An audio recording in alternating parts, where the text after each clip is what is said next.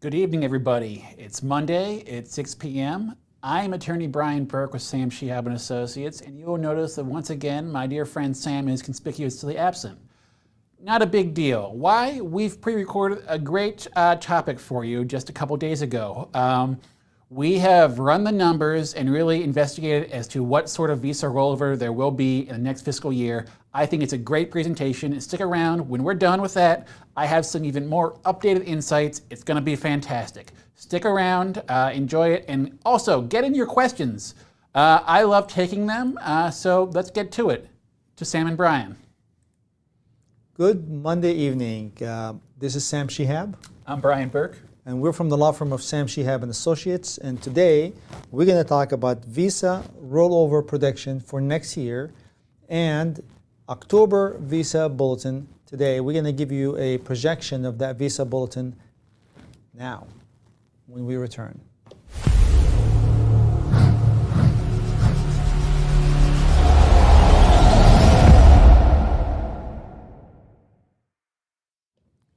All right, so the October visa bulletin is 2 months away, and we had an opportunity to probably be able to make a very early projection of what's it looking like, but why are we able to do it, to make that projection today? Well, the Department of State publishes visa issuance data on their website saying how many visas they issue a month. And what we can do is sort of parse through that data and see what they've actually issued in the past, make some projections based upon their actual, productivity, and figure out how many family-based visas they're going to use, and see how many of those are going to roll over to the employment categories, and thereby project visa availability for the employment-based categories. So for every visa that they do not use this year is an extra visa for the employment-based immigration next year. Yes. And we were able to extrapolate that number and add it because of the most recent State Department data release that we have available to us as of this week. Yeah. All right, wonderful. So let's break it down. Let's get started and walk us through the numbers. So you want to go right into our projections for October? I'll leave it up to you, Brian. You want to go into the projection, or you want to go into the explanation Let's talk about how this works, the big principles at play. Okay. So, as we were just saying, unused family preference immigrant visas roll over to employment-based categories. That's the way the law works. Family preference are like, more distant relatives of U.S. citizens, brothers and sisters, adult children, that sort of thing. So, anytime those don't get used, they move over to the employment-based categories. There's a minimum of 226,000 visas available in that category every year. That's it. For the purposes of making our projections, I'm presuming it's going to be 226,000 available in that category because it typically is. And of the 226,000 that were not issued are then moving on, it moves on to the employment base for the following year. Yeah. Yes.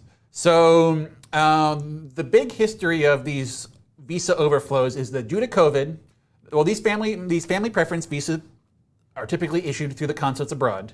Due to COVID, the consulates have been slow in their visa issuance activity. They were closed down for large portions of 2020, 2021, or at least moving at lesser capacity. So those family preference visas aren't being issued, and thereby they're moving over to the employment-based categories. So where they were burned and wasted and used for fireplace warming purposes in the last 2 years for the most part. Yeah, so what we're going to do, I figure we'll take a look at how it's worked for the last couple years, and once we'll jump from there to make our prediction and explanation as to what we think is going to happen, for 2020, the next fiscal year. So I'm going to put it up here real quick, Sam. There's an analysis of what happened for fiscal year 2019, and this is pre-COVID, for the fiscal year ending 9/30/2019, and it's pretty straightforward. Department of State publishes their unified data, and they said they used 209,752 in the family preference category, right? For those that do not saw this very super small font on your, especially if you're watching us on your iPhone, we apologize. That number is 209,752 used in the year of 2019. Yeah, that's family preference visas. Yes. So here's their calculations. There was 226,000 visas available that year, right? And less the 209,752 actually used. That generated a rollover of 16,248 visas, which you calculate your next year's availability by saying, taking 140,000, the available green cards for employment based. Yeah, available every year, plus that 16,248, which gives you a availability of 156,248. That's in 2019. That's for the next fiscal year. 2020. Yes, for the next fiscal year. That's what rolls over. Got it. So what happened in 2020, Brian? So for 2020, that's the year ending 9/30/2020. That's COVID during this, not during the fiscal year 2020, but right prior to it. Consulates were shutting down. When COVID hit in January. And they approved half. Yeah. They approved half the numbers, 103,000. Yeah. Right? Which means 122,000 rolled over, which the 104 from family to employment, and the employment as a result increased by 122,000. So it was originally 140,000 and it jumped to 262,000. Yes. Green card for the following fiscal year, which is 2021. Yeah, and the ultimate thing is that created absolute chaos. That was a massive new visa availability in fiscal year 2021, and that's that. Of which 65,000 were wasted, if I remember correctly. Yes. So, and then we get to our next year, which is the full COVID year, fiscal year, ending next fiscal year. Yes, so that's the 2021 fiscal year number started on October. Yeah. And obviously the State Department even approved even less. Yeah. And they approved 84,000 green cards at the consulates, and about 15,000 or so at the USCIS, or even less. And of the 226,000 allocated, it looks like we ended up with 84,000? Yeah, only 84,000 family preference used, which means a ton of rollover, 141,000 rollover into this fiscal year that we're into right now, giving us that massive 280,000 employment-based green card visa availability. And we do not know yet how much of these will be used, and that's a significant factor in projecting the October visa bulletin. And we will definitely talk about what we think about whether they're going to use these. But so we go now to this year. Yes, the fiscal year. This is the projection part. Yeah. So I have to state my methodology and how we make this determination. Here are the limitations we have on the data.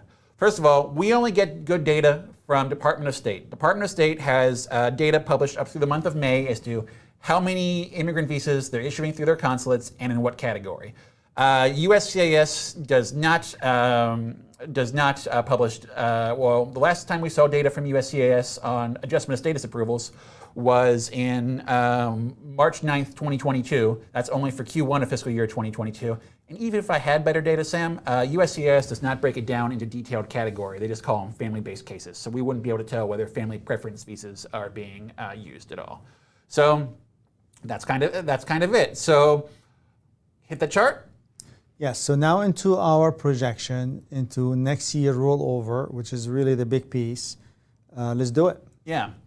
So there's our data, Sam. I ran through and extracted from the Department of State's processing charts basically how many visas in family preference categories they're using a month. So explain the green line highlights versus the yellow highlights. So Department of State for this fiscal year only has data available through May 2022 at this time. So the green is actual data. Yes, that's how many family preference green cards they've actually issued during this time. And the yellow represents a projection, and my projection, Sam, is quite simple. It's an average of what they've done in the prior months this year. So they're averaging 11,446 family preference visas across this fiscal year, and assuming that number, that average holds, they're set to use up 137,000 and some change in terms of family preference visas. Okay, so that's a reasonable projection now. But I cannot help but to project that there's a significant dip in May, or was it May an incomplete month? Sam, it blew my mind that how could it dip off? I ran my calculations twice, and I couldn't seem to find any error with them. So I don't know. Interesting. Very interesting. Yeah. So hopefully that's not a trend. If that's a trend, if the May is a trend for the end of the year, the overflow projection is even higher. Yeah. So you're reasonably conservative then. Yeah. In my opinion. Yeah. So the $1,000 question, Sam, is that really a projected final number for what they're going to use? Which is 100? 137,000. 37,000. Let's roll it into 140,000. Sure, 140,000. Out of? 225? 226,000. 226,000. Yeah. So that leaves you with? 82,000 is it? My math is terrible, Sam. Well, we added 15,000 for USCIS. Yeah. So let's pause for a minute. So that's what the Department of State we're projecting them to use, about 137,000, right? USCIS will use some of these family preference visas themselves, and I looked into the past couple years. Averaging sometime between 10,000 and 20,000 family preference cases used in the United States. So add, best guess, another 15,000. So that means our projection is 137, 147, 152,000 is the total projected usage of family preference visas during this fiscal year. Which is significantly less than the 226,000 that they're supposed to do. So the difference is about 75,000 visas. So our projection for the overflow is approximately 75,000 green cards into employment-based. Yes. Okay, so that's the first piece. So that is a projection of 75,000 green cards that are going from family into employment next year, which will positively affect your October visa bulletin. Yeah, so what's the total going to be? It's going to be, 140,000, which is the availability for employment-based green cards every year, plus 75,000. Yes. Yeah. So now it's halfway through. Well, it's not. We have information till May, June, July, August, September, October. There are 5 more months left. Yeah. And it's possible that they will accelerate, but not based on the last month. It looks like they're consistent. Can you go back on that slide, the prior slide? So what I'm looking at here, Brian, and if you can share that with everybody, is that they started strong in October 2021, 16,000 approvals, and then they start to go down. And then in November, they went to 13,000. So they're pushing hard, and then they get tired. Yeah. So and then they start going into this very average performance between 13 to 10,000, and then in May, which is a shocker, I don't understand it. Yeah, I ran it twice, but here are my thoughts on this, because when I saw 15th, so I looked back. Previously, I had talked to Sam and I said, I don't think there's going to be much overflow, because it looks like the Department of State is back up to about the productivity levels where they were pre-COVID.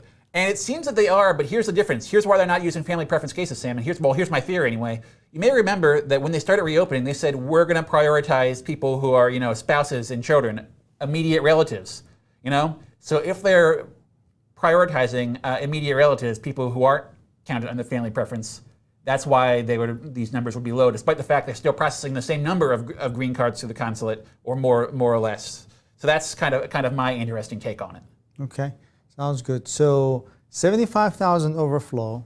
All right, I wanna be conservative and say they are going to rush in the last couple months 10, 15,000 more. So I'm gonna say 60,000. That's my kind of adjusted. You mean the Department of State's gonna get in? Yeah. Get So into therefore, a the overflow will be about 60,000 in my opinion. Okay. So now, we take this number and we add it to the 140,000 employment based. 200,000. So we have 200,000. Yeah. Now we go into the visa bulletin, and if you look at the visa bulletin right now, for final action date, you see that the employment-based categories, all of them are current for second and third preference except India and China. India and China. Yeah. That means that a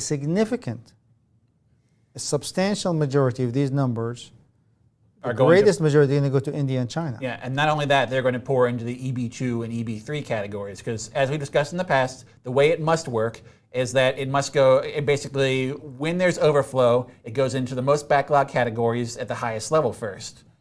But these has to become current, so you may find that the EB2 is going to move significantly more than the EB3. Oh, most definitely. So the EB3 may continue to struggle, whereas the EB2 may move significantly. Well, yes, the EB3 has to move a little bit because they have a sort of a guaranteed little allocation out of the 140,000. But all that overflow is going to go into the EB2 stuff. So almost 3-to-2 maybe ratio movement. For every 3 cases going to second preference, maybe 2 cases go to 50% more because it's 70,000 is 50% more than the 140. So now, projection on the October visa bulletin. Obviously, the first thing that we have to mention is that the October visa bulletin projection will depend on how many visas that USCIS wastes this year. For every visa wasted this year is one number that is not going to move forward. Yeah, exactly. A bunch of extra visas aren't going to help move the dates forward if the ones that moved the dates last year are going to, So what did USCIS tell us about the visa bulletin, the visa allocation? They're saying they're positioned to approve the majority of the cases, right? Yeah, we are well positioned to use all of the available employment-based immigrant visas in fiscal year 2022, despite the annual higher limit. Wow. Yeah, and they said that they're using, as of mid-June, they said, we're using twice as many visas right now than we were using this time last year. And basically, they're talking a big game, Sam. So let's assume they use up all the 280,000. Yeah. What's our October visa bulletin projection? Well, historically, well, Sam, you have a number, and you had a number that you liked. I think with that assumption, so everybody understand, with the assumption that the USCIS utilizes all the visas, I honestly think that the EB2 can move about a year and a half. Yeah, I think I in agree October. with that. Yeah. And EB3 moved 1 year. Yeah. Or maybe 10 months and 14 months. Yeah, one thing I haven't been thinking... I'm going to pull it back a little bit. Yeah. 10 months forward movement in EB3, 14 months forward movement in EB2. Yeah, one thing we just kind of have to factor in is people are still moving out of the EB3 category. That's going to really sort of... But they have enough to approve, assuming that they approve all the cases. Yeah. Assuming they approve all the cases this year, I think it's a 14 months movement in the EB2 and a 10 months movement in the EB3. Now, assuming that they waste, now the other extreme, 60 or 70,000 or more. So you have the allocation of 140, and it's still going to, the unused ones are still going to start appearing. Go to the India-China EB2. I mean, I kind of have to give it a pretty large movement as well. So on the third preference, what do you? I mean, counted in months. I give it about 6 months. Okay. Yeah, I was thinking 4 to 5 months. Yeah. And what about EB? That's EB2 or EB3? That's EB3. EB3, yeah, I agree. Yeah. And then EB2? Probably more towards like a year. Yeah, I'm thinking 8 months. Yeah. So forward movement in EB3 between 4 months to 1 year. Yeah. forward movement in EB2 between 6 months to 18 months. Yeah. Let's split the difference and call it. We'll call it About it. What were you saying about 7 months in the EB3 and about 14 months, 13 months in the EB2. Yeah. And that's our projection. On the overflow, 70,000 approximately, and EB3 forward movement in October of about 8, what was it? 7, 8 months, Yeah. and about 12, 13, 14 months in the EB2. EB2. Yeah. We will answer your questions when we come back.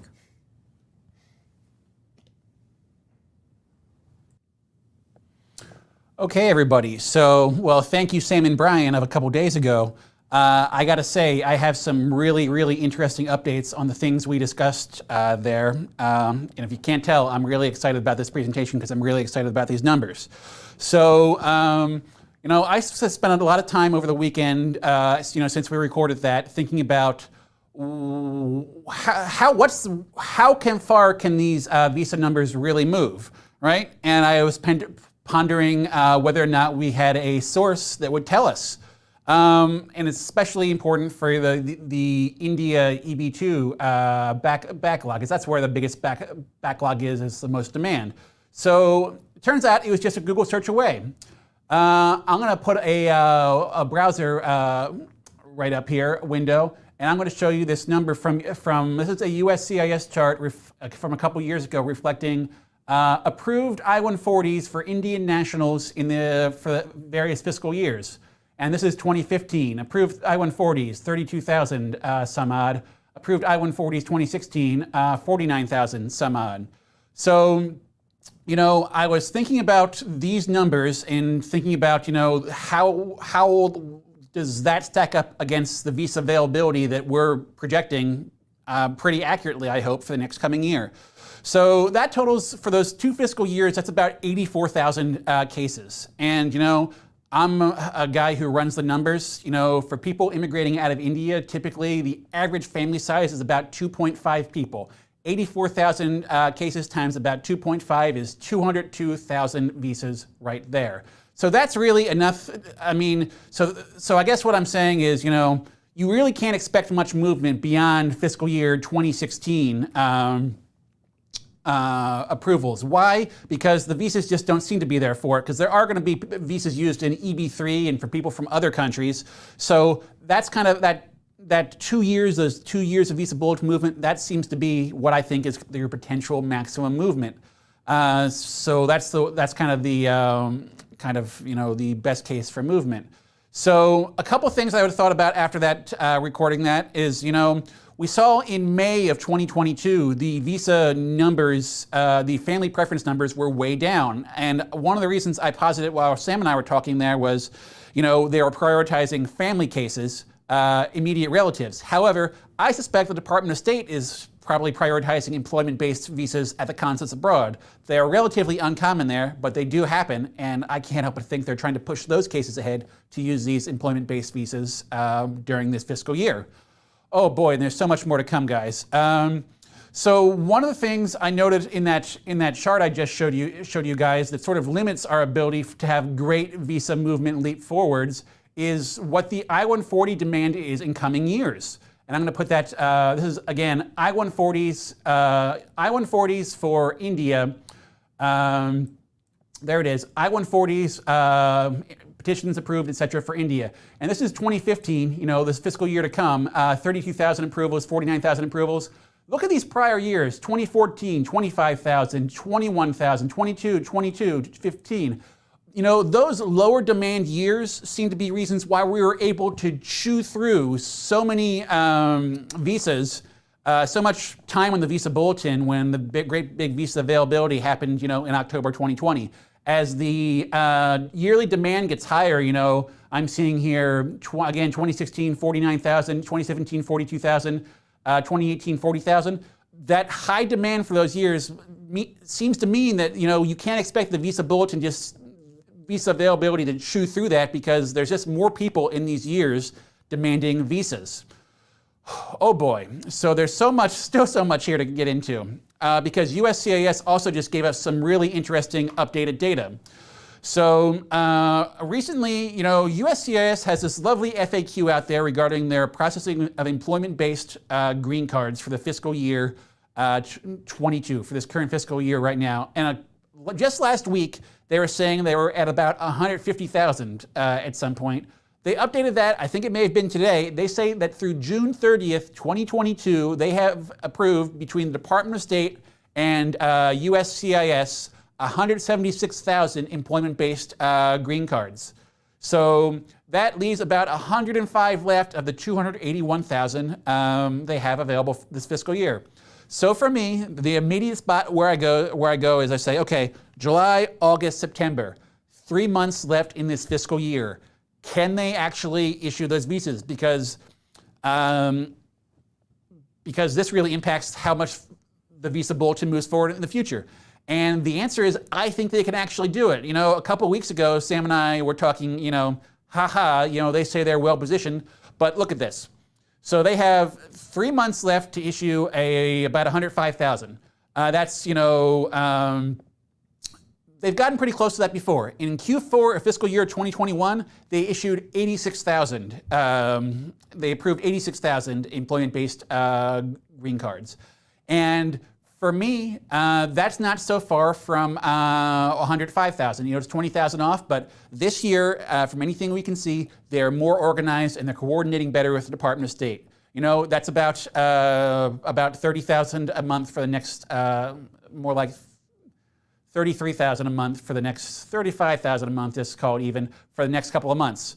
So I think it's possible. I think that USCIS can possibly achieve their goal of that big, massive visa usage, using all 281,000 visas available for the fiscal year, give or take. And that's got to be exciting for the people out there who have visa priority dates that are in the future. Because the closer that USCIS gets to issuing all of those visas available this year, it means the greater impact of the visa availability coming in October of 2022 will have for people out there. So that's kind of it. That's kind of the big update for me. It's new visa availability. I believe those numbers. I ran them through based upon what the Department of State provides. New visa availability is going to be big. And in terms of visa usage, the impact of that's going to be increased by the fact that USCIS and Department of State are going to be very close, I think, to actually using all the visas that have been made available to them. That is awesome stuff. So keep your questions coming to me because I'm going to take a brief break and I'm going to come back and take whatever questions you have. Thank you guys so much.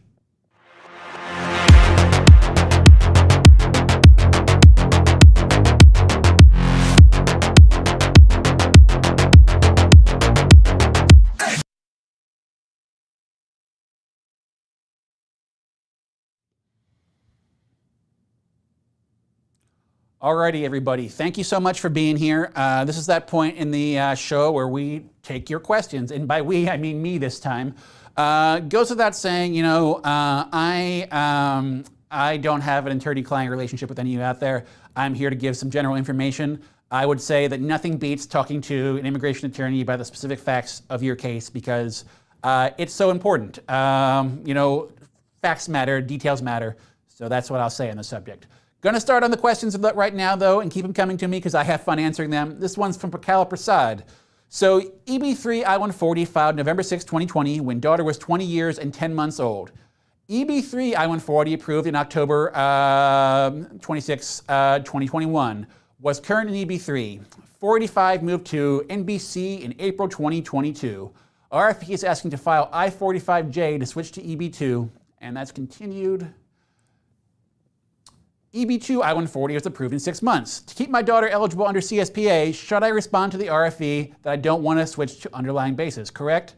So, Pakala, this is the sort of thing where I just have to say that's the sort of thing that I don't think can be effectively answered during one of these things. Child Status Protection Act is so important and the details matter. Generally the rule of thumb under the CSPA is approved I-140 under the age of 21 and priority date final action current means somebody's date is locked in. I don't think I have enough information there to confidently make the call. And even if I thought I did, Pakala, I would tell you need to talk to somebody about this, me or anybody else who can basically put those hard numbers into a calculator and double check them and talk to you about it, because the decisions you make are critical for your child.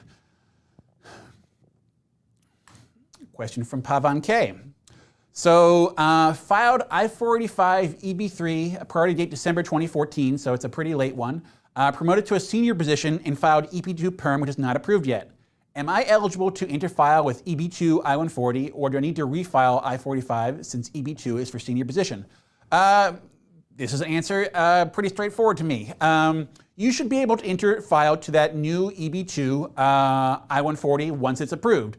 So interfiling is not just for moving in between employment-based categories. You can interfile, move your adjustment from a employment-based to a family-based or vice versa. There's all sorts of interfilings they will allow you to do. And moving to a different I-140 with a different job is perfectly possible. You can interfile to an I-140 with an entirely different company. It's a little bit more flexible than you might think. I think you're going to have the means to interfile to EB2 and get your green card that way, rather than having to file a second adjustment of status. See what else we got. So EB2, January 5th, 2015, thoughts. So, you know, I am not a gambling man. I'm definitely not a gambling man, but that's one I would bet on for October 2020, JCP. Ready? I mean, the whole point of the presentation just prior was, you know, we were projecting a 75,000 visa rollover, and USCIS is seeming like they're going to be able to use all the visas available this year. That means dates in EB2 should move forward, and considering the final action dates are only in December of 2014, I'd say there's a very good chance that in October your priority date will be final action current, meaning great, you'll be, the only thing stopping you from getting a green card will be the amount of time it takes USCIS to process a green card, which we all know can be a very, very, very long time, but you know, you don't start, that process doesn't start going until your green card's filed. Gonna keep on going here. Nikitha Reddy, my priority date is March 2016. When can we expect my date to be current? So this is a great question. So, you know, if you watch the first half of the presentation with me and Sam talking there, you know, Sam on our high end was, you know, at about a year and a half. And based upon the numbers we're seeing, the usage of movement of the usage of green cards means greater movement of the priority dates, meaning I think that's possible. Now, one thing I didn't mention yet, and I want to mention now is, you know, whether USCIS, whether Department of State rather, when they issue the visa bulletin, do they have some sort of legal grounds upon which they can meter it to basically maybe not move it ahead in one fell swoop? And why do I bring that possibility up? Because USCIS got absolutely slammed in October 2020. Those of you who filed cases in October 2020 know that it took months for many of you to get just receipt notices for your case, let alone EADs, APs, etc. So I think that date, Nikitha, is definitely viable during the fiscal year forthcoming, starting in October. But you know, the little paranoid, I don't believe it until it's here, Brian in the back of my head says, what if they come up with a way to meter that? But I mean, March 2016 is within reach, I think. You know, part of the fun of this is we will see what it is in October, and we'll get to rate ourselves on our predictions. But you know, in terms of the visa, in terms of the extra visa availability, all that calculation is based upon Department of State data, and I can't help but be a little bit confident about that because it comes right from the Department of State's website. You know, at least current through May, and you guys saw I made, you know, educated guesses based upon average for what their productivity will be for the rest of the year. Hey, Brian from Dublin, Ohio. Have you ever seen I-45 denials after I-140 approval, and what's the reason? This is a great question. And I think any question I haven't heard before is a great one. Yes, that is possible. So for people who aren't familiar, and just to get everybody on the same page, the green card process for most people based upon labor certification is 3 steps. 1, labor certification. That's whether there's a need for you in the US job market.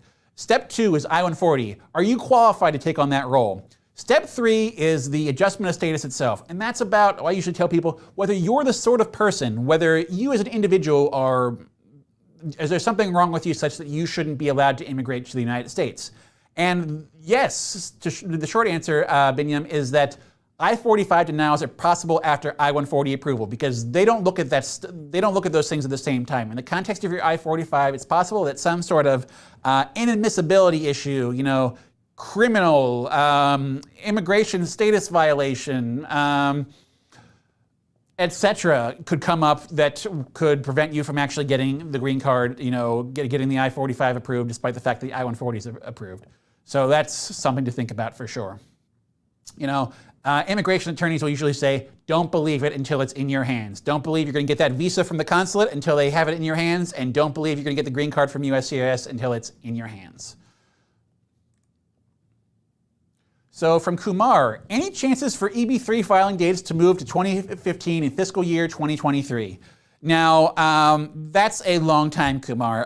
For those who aren't aware, EB3 right now is final action date of 15th of February 2012. So listen to Sam and I talking back there, and yeah, we think there's an opportunity for a big movement, even though the big rollover, the big extra availability will be mostly there for EB2. The EB3 category still gets new visas in fiscal year 2023 made available to them. It's just that I do not foresee a December 2015 getting there in EB3. My obvious, follow-up to that question, Kumar, is see if you can get yourself into the EB2 category. If you have the credentials, you can go through the labor certification process again, get yourself an EB2 I-140 that way, and that's probably faster than waiting, to get that EB3 date current. You may also consider a exceptional ability EB2 application if if you're an exceptional sort of guy, which I have no doubt you are. So we just did actually a presentation on that a couple weeks ago. It might be worth watching to give you an overview. So, is there precedence for USCIS denying premium processing after accepting it? My O1A premium processing request was accepted on 7/8 and yet to get any response. So, I know, I will admit sometimes I don't have every answer in my head. I know premium processing availability for O1 has been in flux. USCIS has been known on occasion to accept premium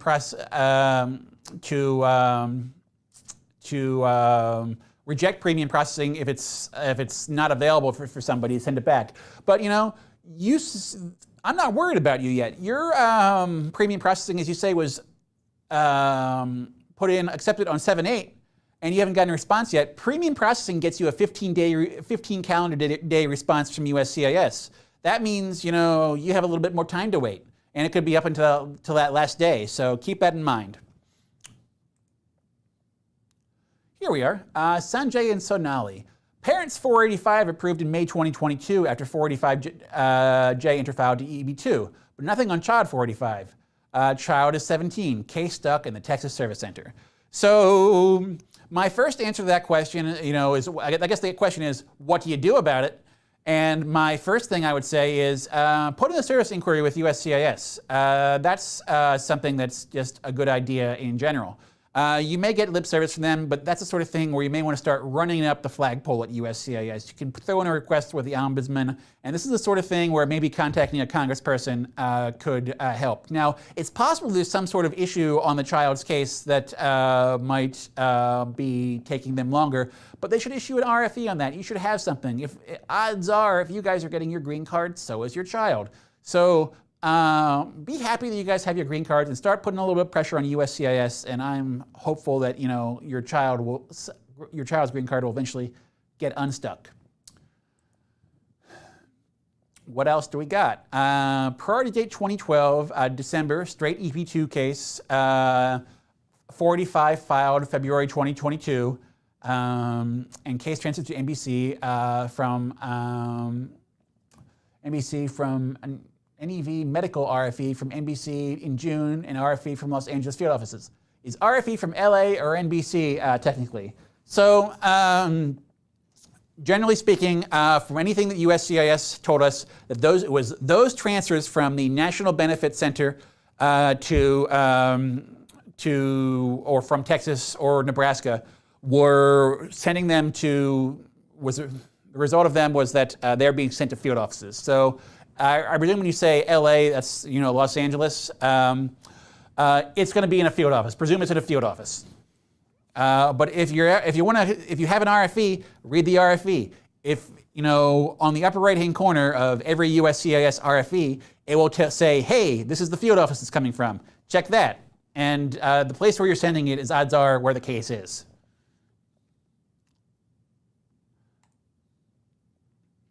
So from Rajini Gupta, if they can move the dates for EB3 due to spillover in fiscal year 2020, what prevents them from moving EB3 in fiscal year 2023? So Rajini, that's a very, very interesting question. And it's one which sort of baffles me to this day, because everything I know about how the visa dates moved in October of 2020 says they shouldn't not have done it the way they did it. They shouldn't have moved EB3 ahead.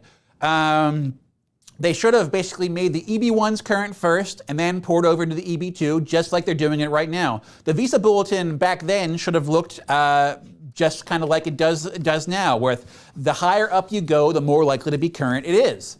Now, so my honest answer, Regina, is I don't know. But if you read the law and if you read the FAQs on the USCIS website, recently USCIS has published their FAQs on employment-based adjustment of status. Give it a Google. One of the things explains that there is why the way the law works, such that rollover can't go from EB3. From the rollover must go to EB2 first, and that question as to why they had everybody file I-140 EB3 downgrades in October 2020 when they're just going to get their green card EB2, here in 2022, baffles me. But I just can't help run the numbers. I see, it's just upsetting to me. Think of the tens of thousands of I-140 EB3 downgrades they received at $700 a pop. It's a little bit annoying. That's $700 a pop just in government filing fees alone. Obviously, people like me, we have our jobs, we have to get paid to do it. But, ultimately, when people are getting their green cards, they're all interfiling back to EB2. I'm a little bit upset that those EB3 I-140 downgrades seemed a little bit frivolous in hindsight. It's good that they got everybody's green cards in, though, into USCIS. Gonna keep on going here with Raju. Do you think Meng's amendment might pass both the House and Senate? So, Raju, I'll admit that I haven't been following that Meng amendment. Meng amendment is one of the potential visa recapture calculations. As I recall, I didn't really like the Meng amendment very much. But one thing I can say is, once those visas are issued, I think they'll have a problem taking them away from people. So, I'm not really worried about that. Once the legislative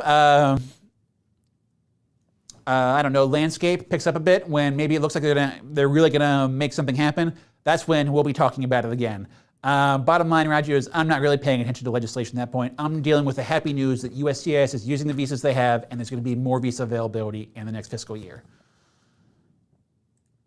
What else do we have here from Vlaxme 2? My family, all I-45s transfers from Texas to NBC with priority date of May 2010. Does it need to go to field office for approval, or can the NBC approve? So I think I kind of answered this a couple minutes ago, but I'll state it again. So per the policy statement from USCIS on all the movements from the from the Texas, Nebraska to the NBC, it indicates those NBC transfers are actually going to local field offices. The logic behind those movements to local field offices is that USCIS has bandwidth in their local field offices, in whatever city that is going untapped essentially. And meanwhile, Texas and Nebraska were overwhelmed with cases. And they were moving those cases out of Texas and Nebraska to those local field offices in your local cities so they can actually approve them there. So I expect it to be approved in a field office, but as long as it's approved, it's approved. Doesn't really matter where it is. So, from Sai Sunil, does raising a FOIA for I-140 delay I-45 adjudication? Does the officer need to pull approved I-140 petition from the National Record Center? How many weeks or months extra processing does it add to the I-45 process? So, that's a great question, Sai Sunil, and I don't think I have an answer for that for sure. One would hope that USCIS would be very efficient in their work, and that, if they need something from another field office, they can essentially, put a little electronic ping out there and say, hey, send us send us an electronic copy of this person's file. That's what I would hope. However, and this is pure anecdotal, part of my job is I occasionally help people inquire with USCIS as to the status of their cases. And obviously very common lately is the I-45 cases. What's the status of my I-45? Where is my I-45 going? Why hasn't it been approved yet? And recently, I was helping somebody who had put in a FOIA request on their I-45 case, right? And when they heard back from a congressperson's office as to what the status of their I-45 is, this sort of chronicle of its history, there was an RFE on this date, there was an interview on this date.